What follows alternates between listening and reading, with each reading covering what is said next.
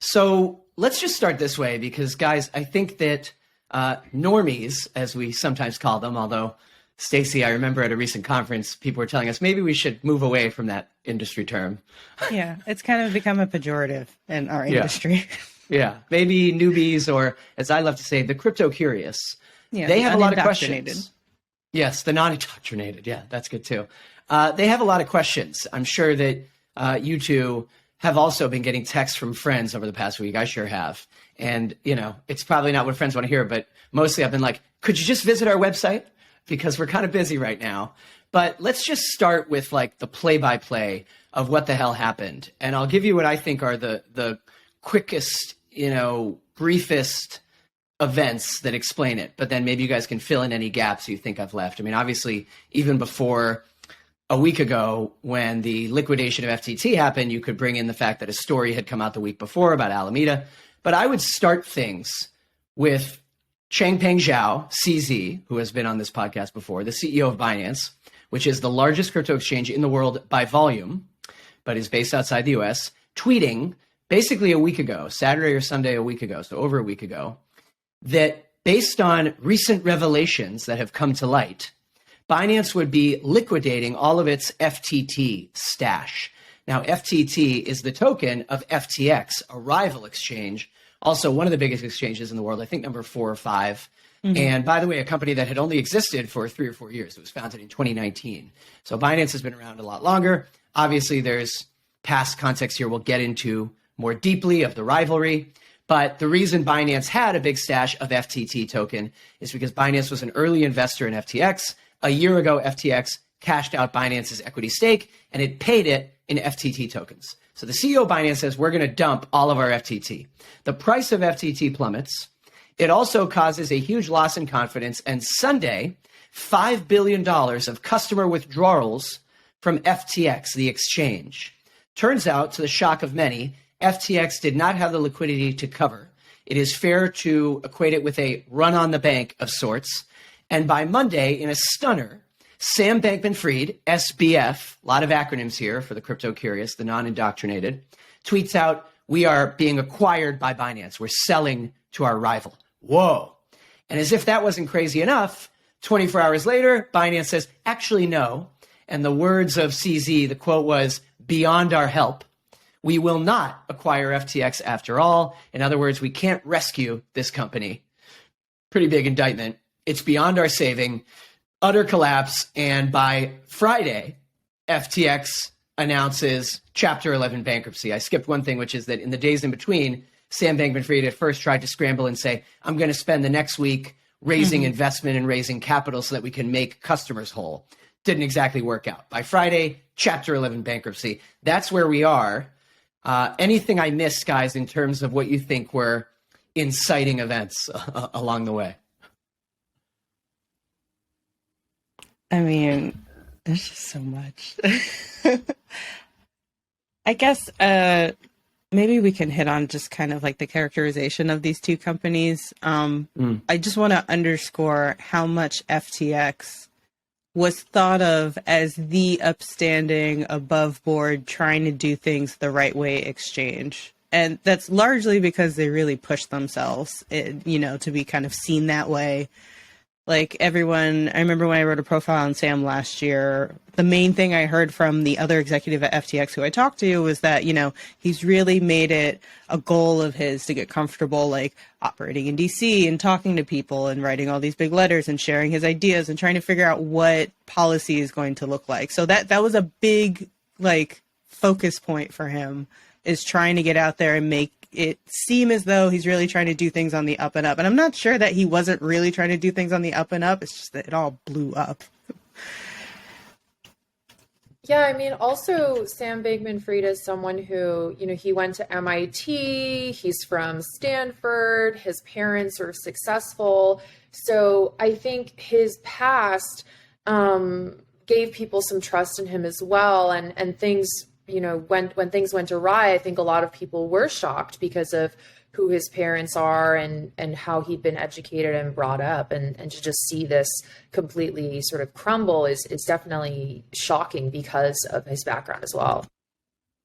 Yeah, 100%. And I think this is a good segue. I mean, there's a couple different sub narratives here that I want to get into, and with the tentacles of this meltdown. But let's start with the background and why it was so shocking to people. I mean, Sam had been built up.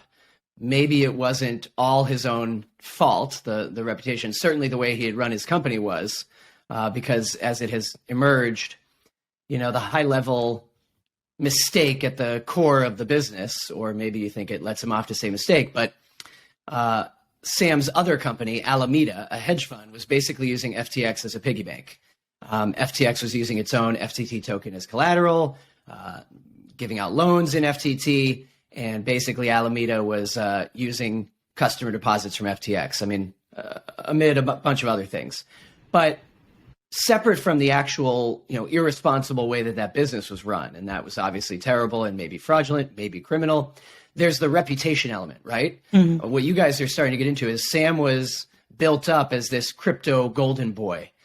I mean, look, we don't have to shy around it. We named him the founder of the year last year. Mm-hmm. Other publications did much worse. He was on the cover of Fortune, and the cover line was "The Next Warren Buffett."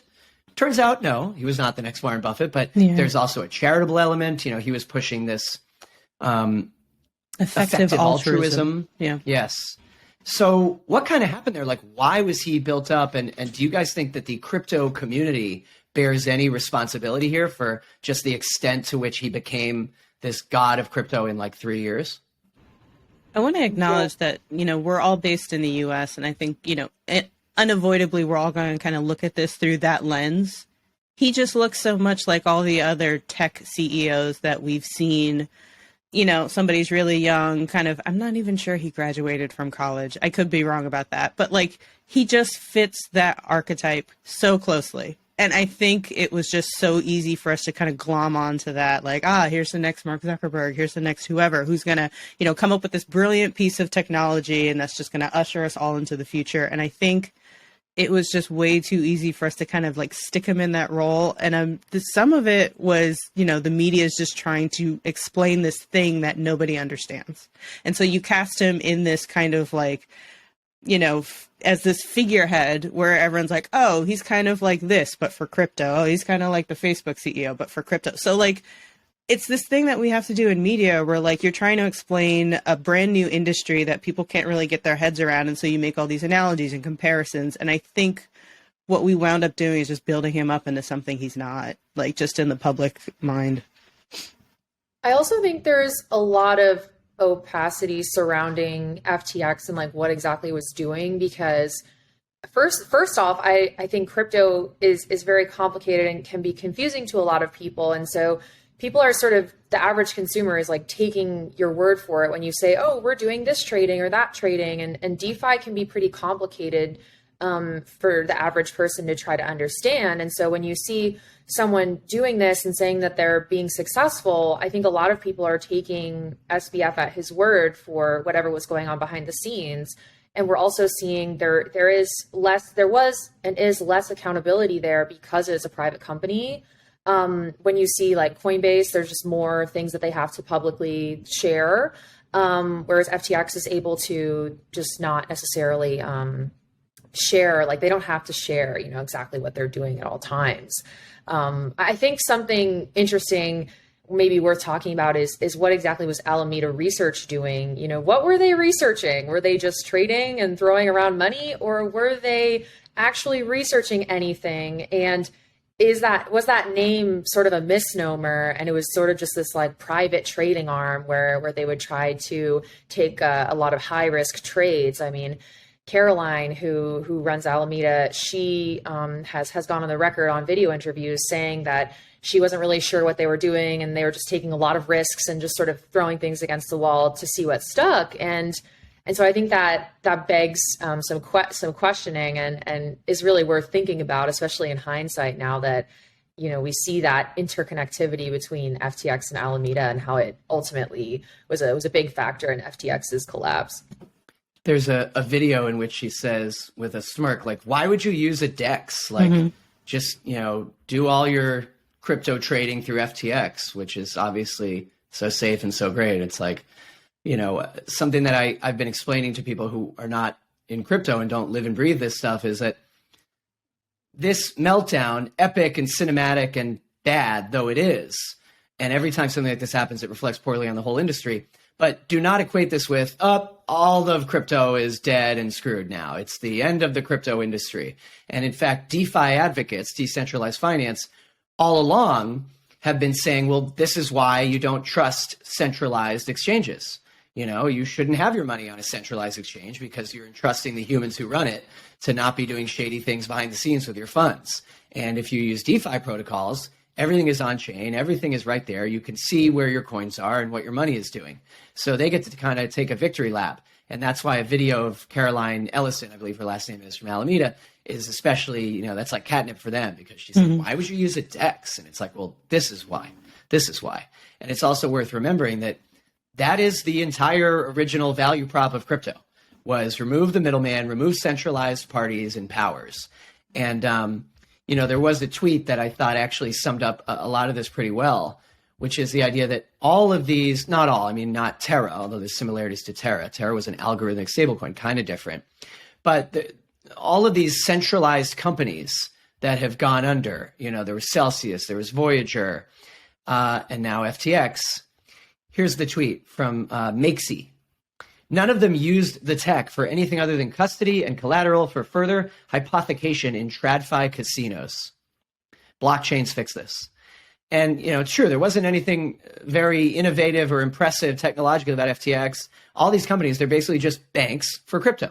So you were trusting these companies. I had a friend who's not in crypto, who texted me over the weekend and said, oh man, I had money in FTX. Am I going to be able to get it out? And my first text back was, well, why? Why did you have money in FTX? You're not like a professional trader, and if you want to entrust a centralized exchange, I think most people would probably go to Coinbase, which another narrative here is Coinbase gets to use this for more marketing, and they already are, to say, we don't do anything with customer funds. We don't use customer funds as collateral, lend it out. Your funds are safe with us. Now, of course, even Coinbase, all these companies, there are certain people who are so traditional, they want to see just FDIC insured. Is it FDIC insured? And crypto companies have to say, well, no, we're not. But Coinbase gets to say, we're the closest thing to above board, suited up, KYC, AML. So you're right that there's a ton of video clips and tweets that in hindsight are so easy to go back to and make fun of and roast, where they said things that just clearly now have been refuted by their own downfall. Yeah, it's pretty ironic to go back to that Super Bowl ad that FTX released with Larry David, where Larry David basically says like, oh, I think this is weird. And then they're like, don't be like Larry. And so Larry David kind of gets to take the money and run here and ultimately sort of be able to say, well, I said don't trust FTX. It's like, well, okay, but, so it's really interesting to see just like the pop culture implications of this crash. Everyone has been talking about it. Elon Musk has been talking about it. Influencers on Twitch and everybody in the esports space is talking about it because of the TSM sponsorship. So TSM had a huge partnership with FTX and the esports team. Yeah. Yes, the esports team. Yeah, so these gamers who had these TSM FTX jerseys, they have already put like black tape over the FTX part of their jerseys because of this whole fiasco. And it's really interesting to see all of these like YouTubers and Twitch influencers and gamers try to make sense of what happened as well. It's really gone mainstream like the Terra Luna crash did. That's, I think, sort of the barometer for like how big of a deal is this, because crypto scams, hacks, all these crashes, they do happen, unfortunately, kind of often. I'll write about like an NFT drainer that happened, but the stuff that reaches mainstream, I think that's when we know that it's real and it's big. And unfortunately, it's giving the crypto space as a whole a bad rap, because the mainstream doesn't really hear about the good things that are happening or the productive leaps, like they're not getting excited about, they weren't excited about the merge, for example. They were just like, oh, okay, it happened. Cool. But they want to, latch onto like the crashes and the bankruptcies and which I understand.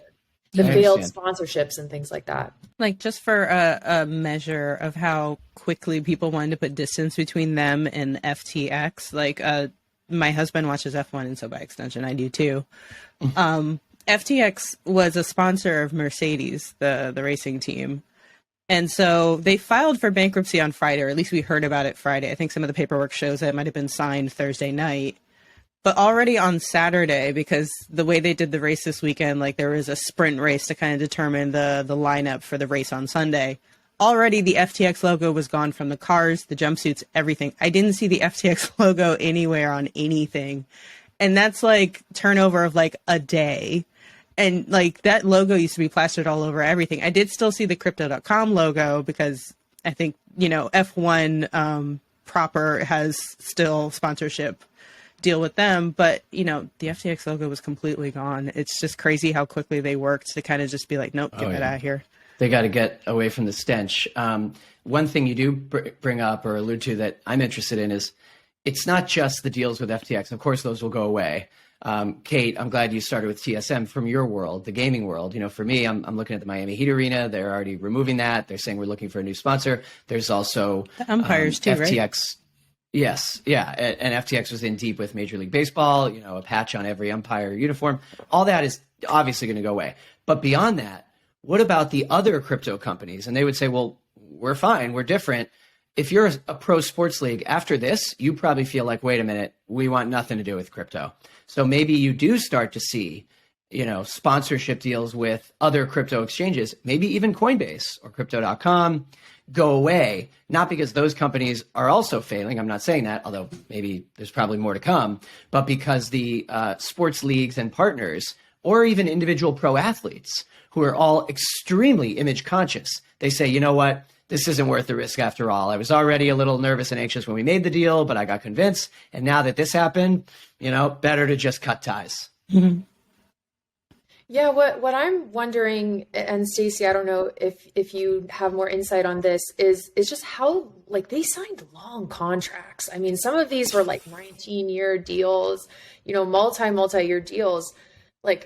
What happens to the rest of those years? Is it just like, oh, you broke a contract, pay a penalty, sort of like getting out of a lease early for an apartment, or how does this contract? Who would pay the penalty? Where's the money, right? Yeah, exactly. Yeah. I mean, what's really happening with those contracts that are obviously not being fulfilled anymore? I mean, I think it probably depends on who initiated severing the relationship between the two companies. So if it was, for example, let's just take the F1 one.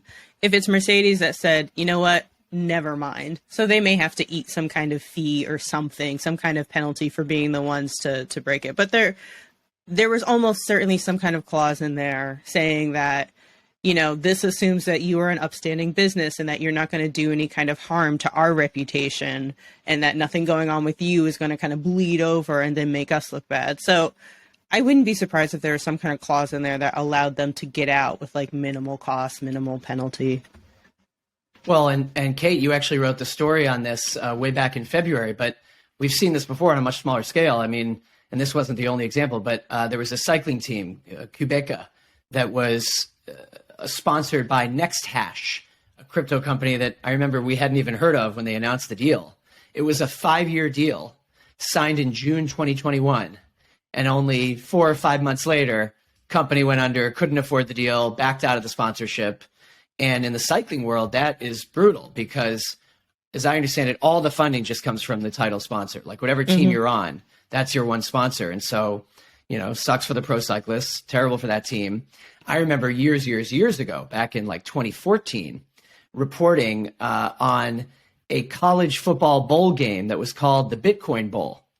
And the sponsor at that time was another crypto company. I think maybe it was BitPay, which of course now is still around. But at the time, the one of the first crashes had just happened. I mean, I've seen all these waves. I know you have too, Stacy. And it's after 1 year of the Bitcoin Bowl, they had to end the sponsorship. It was sorry, we can't afford this. It was supposed to be 3 years of the Bitcoin Bowl. So sports leagues and sports events should already, if they were doing their homework, which I guess they weren't, it just looked during the pandemic like everything was going to be up only, great forever. They should always know that, if you're going to sign a sponsorship deal with a company that is very new, there's the risk that they can't be around that long. 19-year deal was insane. And, you know, I'm not trying to pat myself on the back here. Everyone could have asked it. But I asked Sam a year ago in an interview, how can you guys sign a 19-year commitment when your company is 3 years old? And he did like a mic drop comment where he said, you know, frankly, we've had such a good year that we could pay for this whole 19-year contract up front. So arrogant. Yeah. But that very much kind of like encapsulates the whole idea that like things are good now, so they'll always be good. Why would they ever not be this good? Right? But like for 19 years, that's insane. Yeah, I also think when the average person hears like, oh, we have billions to spare, you think, oh, wow, this company must be doing really well. But then you realize that they also have billions in like leveraged, you know, loans and debts and all these other kinds of things. And so you realize that it's not, they don't actually necessarily have just like billions sitting around, because that money could quickly disappear in order to balance out something on their book. And they're just playing a game at a very large scale. And that's what definitely shocked me, because I you know, was following the news when Sam Bankman-Fried was saying, oh yeah, we can just like throw 700 million at Voyager and these struggling companies. And it's like, wow, you have that much money that you can just throw at them, you know? And when he was on the GM podcast previously, he had said that, you know, that 60 or 70 million, he wasn't really expecting to see it back necessarily. And I think that just showed to me at the time, I was like, wow, okay, I guess they have a lot of money to just throw around. But obviously that's not necessarily the case. And I think when we're just seeing these massive amounts of money sort of being discussed very casually, it suggests, oh yeah, I'm, you know, in a great place, when that probably and maybe isn't actually the case here. Yeah, I think one of the things that's come up a lot, and this has come up as other companies, namely exchanges, have basically tried to kind of rush to prove that they're not in the same kind of situation as FTX, is that they're starting to be really transparent about what assets they have sitting around. But one of the very credible criticisms of that is that if you just tell people how many assets you have without telling them what your liabilities are, which is to say like what kind of money you owe to people, what kind of money, you know, when a customer comes to get their money back, you have to give to them, and then it's no longer an asset that's sitting on your books. To just tell them the first part without the second part, what you actually owe people, means nothing. And I think that just kind of became the norm in crypto, is that people talked about what kind of assets they had sitting around. They didn't disclose what their liabilities were. And in large part, that's what happened here with FTX. So now we've seen, I think it's crypto.com. I think Binance has also just shared a bunch of wallet addresses to try to show here's where all our money is. But, you know, there's also this big push to say, you know, okay, tell us what you owe people as well. Because otherwise, like, this might not really be your money. Sure, it's sitting in this wallet that you have control of, but who do you owe this to? Who has a right to claim this, you know, if they want to come back and withdraw their funds? Yeah, 100%. So in many ways, I know like saying that there's any good to come out of this just makes it look like we're some kind of shills, but there will be some good, which is even the idea of, first they all said, oh, we'll do our proof of reserves. But that's a good point, Stacy, that even the idea of proof of reserves is going to have to get beefed up and change to inspire extra confidence. We've talked a lot about kind of what Sam's reputation was and how the industry built him up. The media had a part in that. You know, there's a Bloomberg headline from just April, pretty recent. It says, this 30-year-old crypto billionaire wants to give his fortune away. And it's like, narrator, he succeeded. All that stuff is kind of easy to look back on. But let's talk a little bit more about the CZ side of things. Let's get into the rivalry, because that is one of the most fascinating parts of this. Of course, it's already come out. Michael Lewis is writing a book. He was embedded with SBF. I saw the press release, though, from the publisher, and it said, of course, the events of the past week have provided quite a twist ending. And I thought, well, what was it going to be before the events of the past week? I mean, did he pick up on anything? Imagine if the book had already come out and then this meltdown happened and the book was about how incredible SBF is. But you know, regardless, there's clearly going to be a book or books. There's clearly going to be a movie or a series or movies or shows about this stuff, because beyond just the financial, you know, chicanery, there was an incredible rivalry story. And no one has had a better week than Changpeng Zhao. I'll go first, just so that crypto curious people understand. We talked about how Sam's image was above board, did things the right way, giving to charity, boy genius. CZ's image was rebel, not complying with regulators, evading things. A year ago, one of the biggest stories in crypto was multiple global regulators and jurisdictions were petitioning Binance saying, where is your headquarters located? And give us more information. And what CZ would say is, well, we don't have a headquarters. We're a truly decentralized company. We're not based anywhere. And it was like, come on, you're a business, you're a company. Every company is based somewhere. Mm-hmm. So truly, these two crypto figures were taking completely opposite approaches. Sam was in DC, cozying up to politicians. And that's why it's just incredibly ironic that in the end, it's CZ who, for now, won, right? Yeah, I mean, like when we talked to CZ a couple of months ago, I've been trying to ask him and get clarification on where they're based for as long as I've been covering crypto. So for the longest time, it was what you said, which is that we don't have a headquarters. And so, you know, we're not part of anyone's jurisdiction. And so that kind of like ran its course. And now it's, okay, well, we're still working on something. We're going to announce something soon. They've been saying they're going to announce something soon for over a year now. So we still don't have a headquarters. But one of the things that I did come out of, you know, that letter of intent where Binance said they were going to acquire FTX and then, you know, turned around the next day and said, never mind, we're not, is that they, you know, some details have kind of made it out that like, yes, Binance is a much bigger company, but like FTX barely had any kind of compliance team, or at least that's what, you know, people familiar with what Binance was doing have said. And so I don't know, it's very interesting. I think there's definitely an inclination from American media to just want to root for the American guy, like the guy who was born here. And I don't know, like that's really interesting. I just think that's part of it. Yes, absolutely. They othered CZ. Yeah, like he's the guy from overseas. You never know where he is or where his thing is based, and clearly he's not. And I don't want to pretend that Binance has never done anything that people have found shady, because they 100%. have.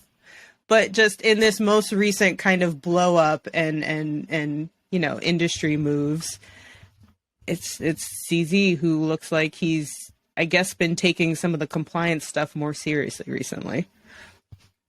Yeah, I mean, it seems like those exchanges were doing similar things, just in like slightly different ways. I mean, they both have their own tokens. I mean, Binance has since come out and tried to clarify like who exactly made its token and where that token is and what is, you know, the situation with that token. But I mean, we like FTT is at $1.39 right now. It's down 98% from its all-time high, and in the past week it's down 94%. So I mean, this event just completely crashed their token, whereas you see Binance's token is still in a comparatively okay place. I mean, it also just raises this whole question, has raised the conversation of, why do exchanges have tokens? Why do exchanges need tokens? You know, how could an exchange have a token responsibly, so that, you know, they're not too dependent on that token having consistent value to sort of prop up their company. That conversation has become really important in the past week as well, and I think it's raising a lot of questions for a lot of people. Yeah, Coinbase gets to say, you know, we don't have a token. And just another quick, you know, explainer for non-experts. I mean, FTT is called an exchange token. It's the token of FTX, the crypto exchange. Binance also has an exchange token, BNB. And exchange tokens are not by nature, you know, evil per se, but it's all about how they're used. And so we have a new Learn article from last week explaining how these work. Crypto.com also has one called Chronos, CRO. So, you know, when an exchange has a utility token, it's about how they use it. And obviously, as we now know, FTX was using FTT for everything. It was a house of cards built upon FTT. One more note on what Stacy alluded to in terms of like the way the media painted CZ, I think. And again, it's not like that's over and wrapped up now and CZ is a hero and thank you, CZ, the god of crypto. I mean, some people are angry at him for triggering all this. You know, it's his tweet that said, we're going to liquidate all our FTT that started the bank run on FTX. I mean, he completely kneecapped his rival. But it is true in hindsight. I mean, we even have a story here from May 2021, which feels like an eternity ago, This was an interview with Brian Brooks, who at the time was the CEO of Binance US. Of course, he soon after that left. But he said that people paint Binance as nefarious, and he called it anti-Asian. So, we don't need to get too deep in the weeds there, but I think you're onto something, Stacy, that, Sam was the American and was making tons of trips back and forth between the Bahamas and DC. Kristen Smith of Blockchain Association, one of the biggest, advocate groups, had repeatedly said to me, no one is doing more than Sam to push for and fight for our industry in DC. He takes congressional staffers out to drinks. He has, befriended Maxine Waters, all these politicians. Well, what did it amount to? I mean, if anything, now there's blowback on those politicians and on SEC Chair Gary Gensler for being so cozy with Sam. So it is just a remarkable kind of denouement to that rivalry, especially when you consider the images of both. Yeah, CZ is still an enigma. I don't want to pretend and we've said it a few times on here. I just want to make sure we're not saying he is emerged as the victorious absolute winner and will always be so.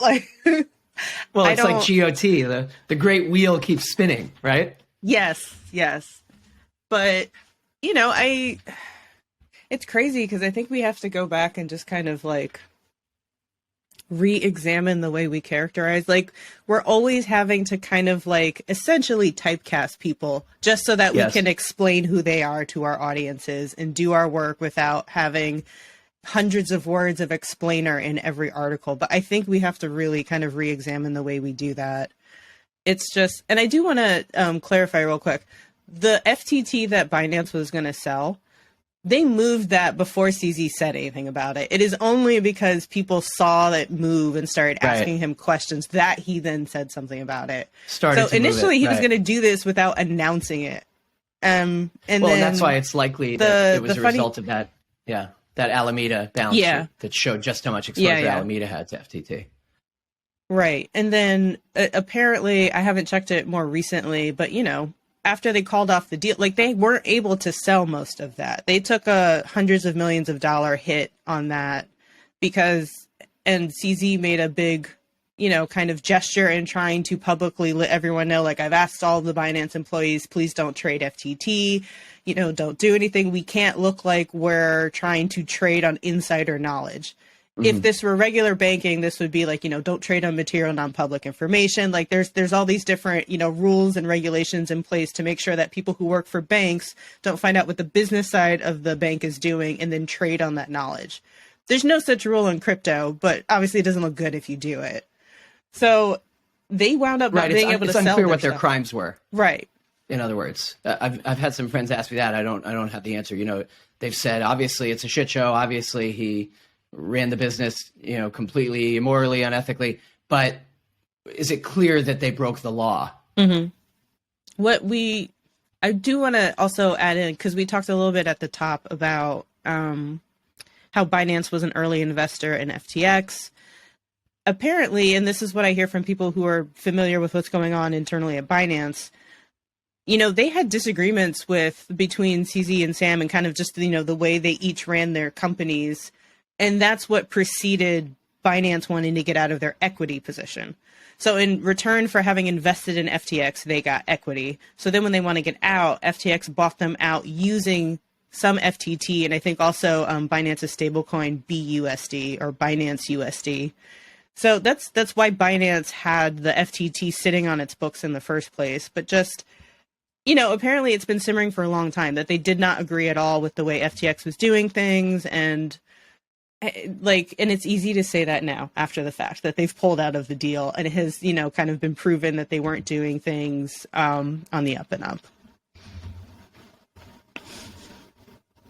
I also think it's worth mentioning Kraken's Jesse Powell, CEO and co-founder. I mean, he announced recently that he was going to be stepping down from CEO, but he made a super long Twitter thread last week on Thursday about this whole fiasco, and he sort of indirectly shared some things. He's like red flags, and he shared a list of things that he feels are red flags. Acting like you know everything after showing up to the battle 8 years late, nine figures, buying political favor, being overeager to please DC, huge ego purchases like nine-figure sports deals, being a media darling, seeking out puff pieces, virtue signaling, and FTT. So, I mean, that tweet in his lengthy thread was clearly a reference to Sam Bankman-Fried and FTX. And I mean, Kraken was founded in, I think, 2011. So he's sort of been around for a lot longer and just sort of watched this, I guess, from the sidelines, and sort of used this event as a way to sort of say, like, we're more conservative in our approach about how we handle things, and we're not necessarily putting like profit first, we're putting like security first. And I think if we asked Gemini, I think they would have a similar response to Powell. They would say something similar, that they're more focused on compliance, because when I interviewed their COO, he was really focused on regulation, and he has a background in regulation, and they're very compliant, being out of New York primarily. So it's interesting to see some of these like older, smaller exchanges sort of be fine throughout this, and sort of be able to chime in and say, VCs were just throwing their money at FTX, and yes, they were. That's how it grew so big so fast, because I believe FTX was only really came into the scene in 2019, which is a lot later than some of the other exchanges. And maybe in some ways, the very speed of the growth and valuation is what should have triggered red alarms. I mean, this company reportedly had a $32 billion valuation after like 2 years. That's crazy. We should say that even though FTX was pretty new, Sam has been in crypto a long time. I mean, the way that he first made his wealth was by exploiting the kimchi premium, as it's called, which is that, Bitcoin often shows as a higher price in South Korea. That was kind of ancient history, but he arbitraged on that, made his wealth, started Alameda. Alameda came first. But let's mention here, and we're still talking about the rivalry, but the other interesting wrinkle, Sam was pushing for regulation. He was Mr. DC, Mr. Crypto Hero. He also was the guy who bailed out a couple companies after the Terra collapse. So Mr. Bailout suddenly needed to bail out himself. I mean, that's just crazy. We are lucky enough to have had Sam on this podcast twice. Can't be sure we'll ever have him on again. And CZ has come on once. And I wanted to share just two comments, quotes from these guys, because it was almost like a call and response, right, Stacy? First in July, we had CZ on, and we asked him about Alameda basically bailing out Voyager, which was one of the lenders that practically went under because of the Terra collapse. Here's his quote about that. I know I keep pitting you against FTX, but I have to imagine that was at least a reference to, what just came out about them owing Voyager some money. So that was surprising even to me, to be honest. I tried not to comment on our competitors, industry peers, but like I would never do that type of deal. I would never say I would invest in a company and then you loan me some money. I would just not invest in that company. I'll keep my money. But again, nothing to say. It's not for me to judge if it's right or wrong, if it's good or bad. You might work for them, you might not. So, but it's just that we don't do those type of deals. So CZ says, I would never do that type of deal. And of course, we wrote that up right away. I mean, that was pretty juicy. Basically, CZ, very critical of these bailouts that Sam did. And the irony is, a few weeks later, Stacy, we have Sam on, and basically he doubles down on the bailout strategy. And he goes a step further. He says it's disappointing that other big industry players haven't helped us more. Listen to this audio. The reason that I have been doing it, frankly, is because, it doesn't seem clear to me that there are others who are stepping up and doing that. On all of these sort of like bailout like things that we've tried, we've reached out to everyone we could in the ecosystem and said, hey, you guys interested in working with us on this? And, in general, no was the answer, or rather yes, followed by, wait, that company looks like there might be a hole in the balance sheet and maybe there is some mismanagement. And we're sort of like, I don't know what you're expecting, dude. This is why do you think they're looking for bailouts? And so, our sense has been that they're really, to a disappointing extent, haven't been that many people who have actually been game to pitch in here. So Sam, not only defending the bailouts, but complaining, why aren't other players helping us? And of course, again, just like everything else that we look back on now with hindsight, with the benefit of hindsight, incredible, Yeah. right? I mean, how better to signal to the rest of the industry who doesn't have intimate knowledge of what your books look like that you're fine, that everything's fine, that you've not been impacted. How better to do that than by trying to help other people, you know? And I don't necessarily believe that it was premeditated and calculated in that way, that he knew how bad things were for him. I think he really did believe that, as intermingled and inappropriately so all the funds were between FTX and Alameda, I get the sense that he really believed that he was going to be able to pull it off in such a way that like no one was ever going to know or understand how inappropriately funds were moving back and forth, even though they were always painted to be distinct. But man, that really just told the industry, like, hey, we're fine. And we're so good that we're going to help other people. They were trying to help even more companies. I think there was that big headline about them trying to help bail out Celsius.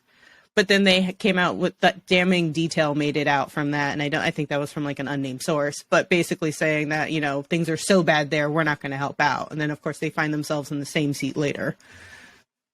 Yeah, it's also interesting just how Sam Bankman-Fried was sort of saying like, oh, it's our industry's responsibility. Like if anyone is struggling in this industry, it's like our responsibility to sort of like it's like we all need to see each other as like each other's parents or something, and sort of like pull each other out of the mud when things get dark. And I think a part of the reason why he was sort of able to say that without being questioned as much was because of this whole effective altruism conversation that he's so engaged in and was engaged in through Alameda, was this whole conversation around this almost like philanthropy. And it's like, that definitely still raises some questions for me. And I think it raised a lot of eyebrows for other people, but just this idea like that you would throw, 70 million at a company and say, oh yeah, we don't really expect to see this again. It's like, is that effective altruism? Is that altruistic, or is there something else going on here?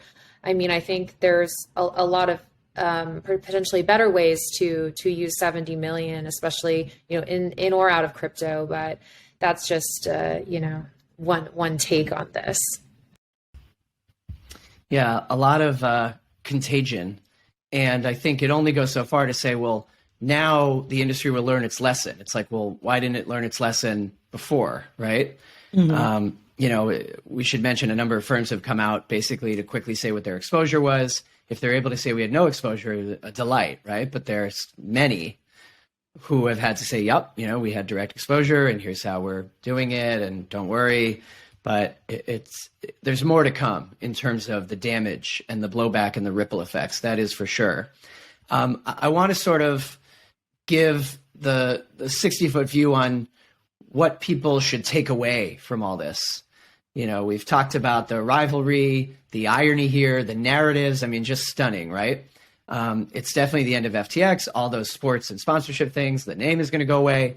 But for onlookers, and just as a quick anecdote, again, like I don't blame these people, but as a quick anecdote, 2 or 3 different people in my life in the last week. And of course, the news fits the view you already hold. So these are people who already kind of thought crypto has always seemed stupid and scammy to them. Fine.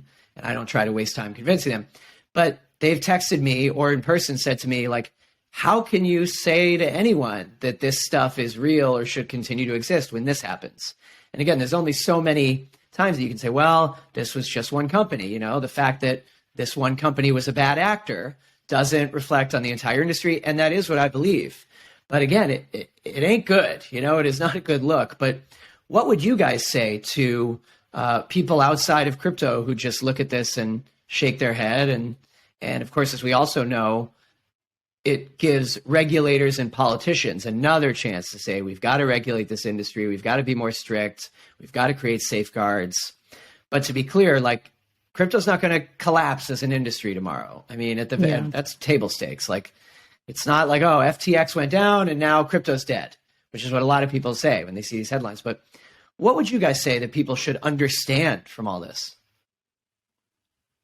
I mean, firstly, I think it's interesting how crypto has been perceived in the public eye. I mean, obviously, the technology did not cause this to happen. You know, people caused this to happen. And I realize that's maybe a controversial thing to say. But we see a lot of bad actors in the gaming industry, like video games, I mean. And we see, you know, tech companies doing things that people find questionable. And we don't necessarily like throw out all of the technology just because of some bad people. That might mean that it's time for some regulation. But crypto is such a unique challenge as an industry, because a lot of people, the way that it's been marketed to them, they don't understand the risks, and they're sort of like, oh, up only. And I think that's different from marketing a video game or an iPhone or, you know, other different types of technology-based products. I mean, crypto is all about technology. However, there's also become this element of financial risk.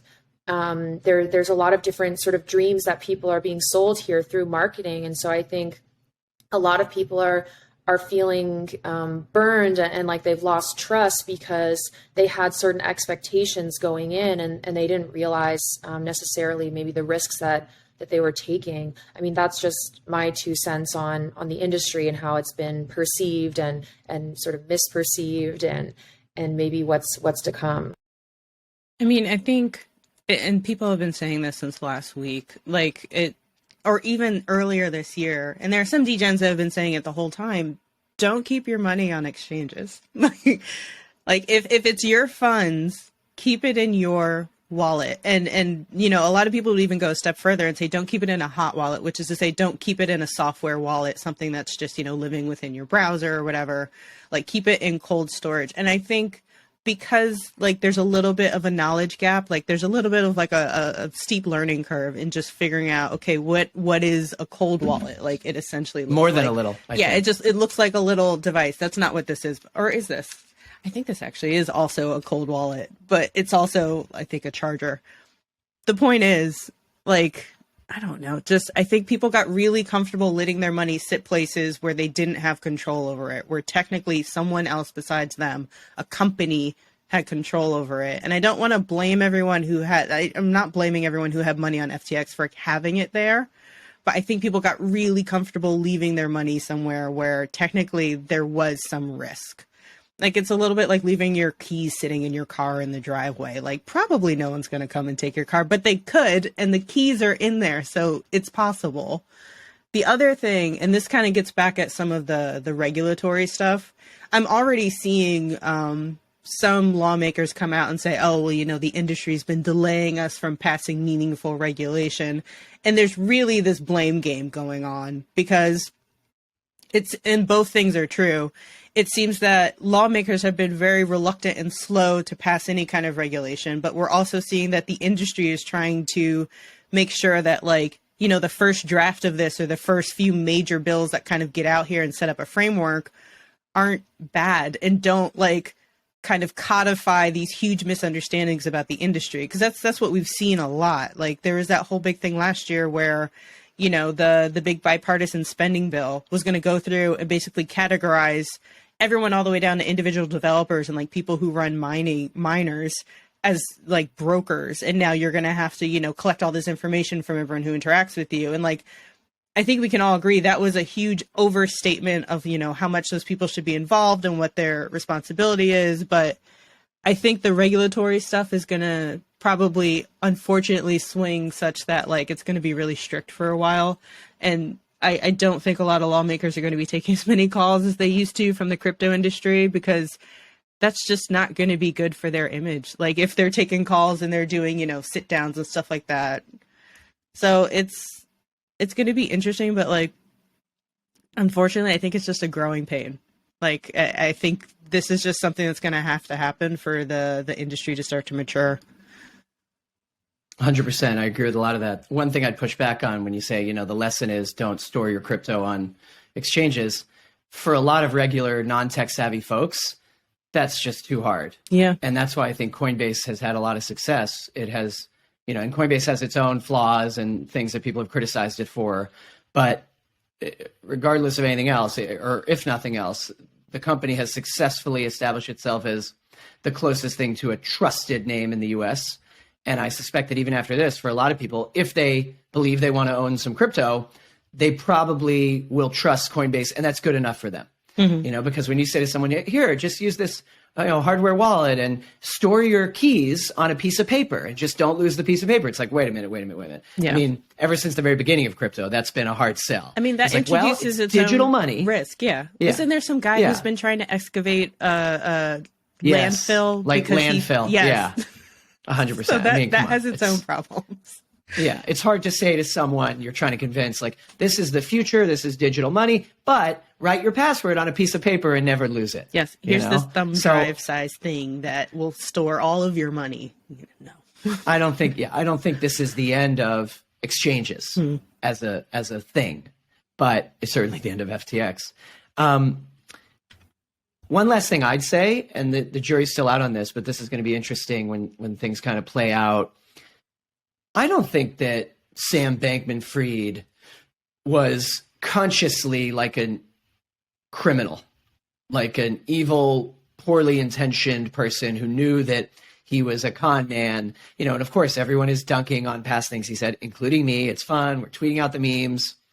But I think he is a really young kid, inexperienced as a business operator, who got extremely rich extremely quickly because of his savvy with the crypto markets, and got in way over his head and flew too close to the sun, also developed quite an ego.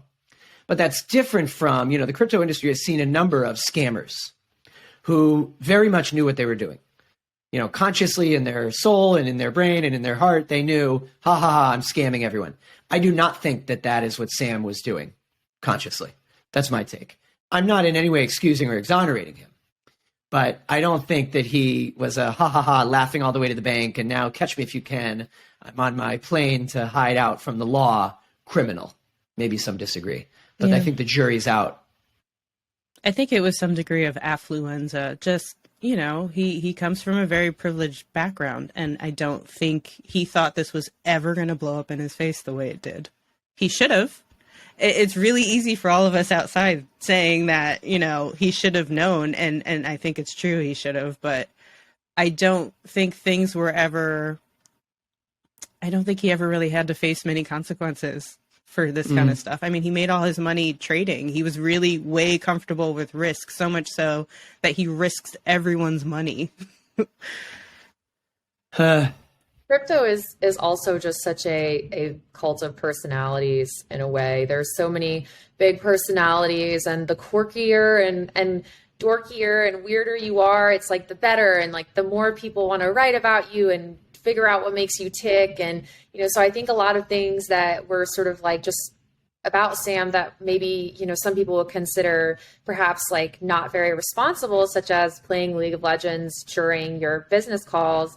People in crypto are just like, oh, that's so quirky, and wow, he must be so smart that he can do two things at the same time. I think people sort of go into these things believing what they want to believe. I think a lot of that happened with Do Kwon as well. He was another figure that people just sort of saw him as this like godly figure. And I think we have definitely a cult of personality in this space. And for better or worse, that has led to a lot of people sort of overlooking a lot of things, or maybe not questioning things as much as they could have. Absolutely.